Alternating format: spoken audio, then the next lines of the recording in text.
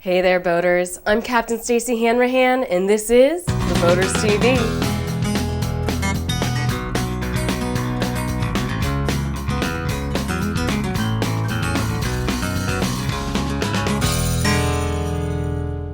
Coming up in Did You Know, they're making some dough in this week's Mad Mariner Report.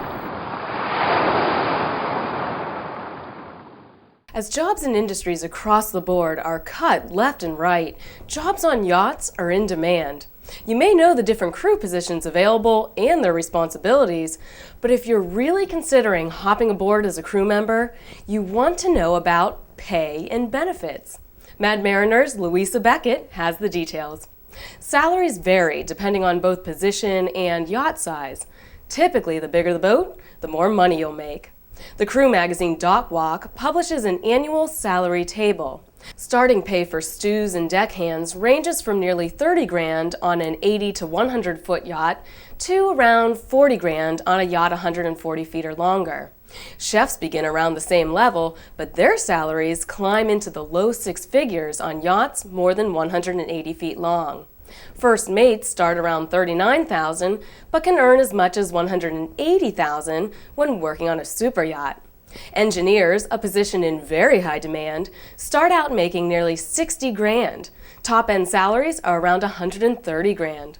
Of course, captains make the most money, typically $1,000 a foot.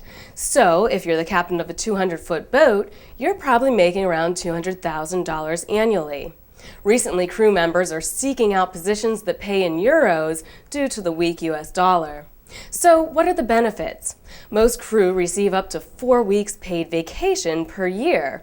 Of course, that's going to be during the off-season. Sometimes crew members are given a round-trip ticket to anywhere in the world, which they usually use to visit family or friends. Crew members don't have bills. Think about it. Their shelter, clothing, meals, and toiletries are all provided. No need for a mortgage or a car payment. Frugal crew are actually able to retire in about 8 to 10 years. And the travel benefits are a no-brainer.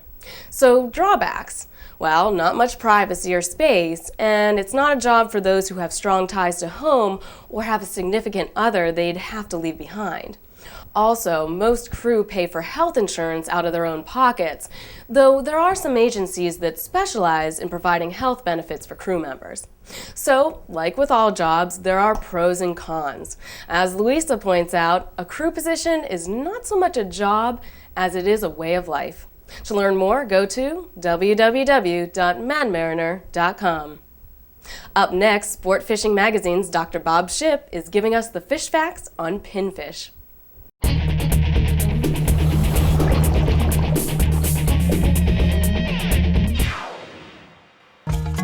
The pinfish that are used for grouper bait are one of the all-time favorite and most important bait fish in the Gulf of Mexico.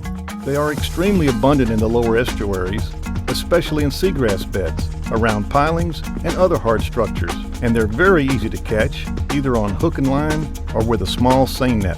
Pinfish are members of the porgy family, which has some pretty high-profile species. Sheepshead are porgies, as is the red porgy, a favorite recreational species of the Atlantic coast. And there are many small species of porgies that serve as forage for a variety of larger game fish. The pinfish we use as bait are juveniles. They are spawned offshore and recruit to the estuaries in early spring, so good-sized pins aren't available until late spring or early summer. By late fall, as the weather cools, they make their offshore migration and remain there for the rest of their lives. This is the reason that offshore reef fishermen are often amazed when they catch a 2-pounder, when they're used to the bait-sized guys from the estuary. Pinfish are tough and easy to keep alive with one exception. They are really aggressive, and if kept in close quarters, they will pick at each other, often plucking the eyes from their comrades. They also merit careful handling when being baited because their dorsal spines are really sharp and have stuck many a careless angler. After all, that's why they're called pinfish. For SportFishing Magazine TV, I'm Dr. Bob Shipp. Thanks to SportFishing TV for that report. For more fish facts, go to www.sportfishingmag.com.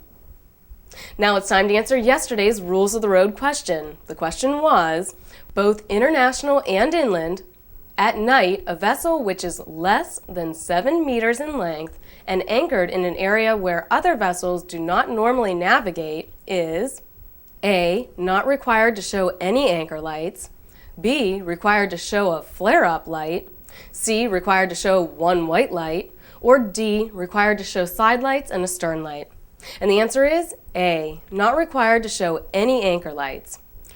Okay, so this is one of those, well, you don't have to, but I still would. Personally, I'd prefer to be seen than run over.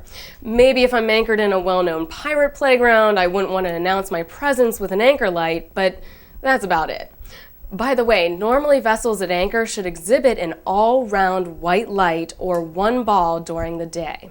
Vessels greater than 50 meters need to add a second all-round white light. And vessels more than 100 meters in length should also turn on their deck lights. So everybody else is lit up, but if you're less than 7 meters, anchored nowhere near a channel, fairway, anchorage, or areas where other vessels normally navigate, you can be as stealth as you like. So, in just a moment, we'll have today's Rules of the Road question for you. Tune in tomorrow for the answer. For TBTV, I'm Captain Stacy. Thanks for putting up with my voice this week.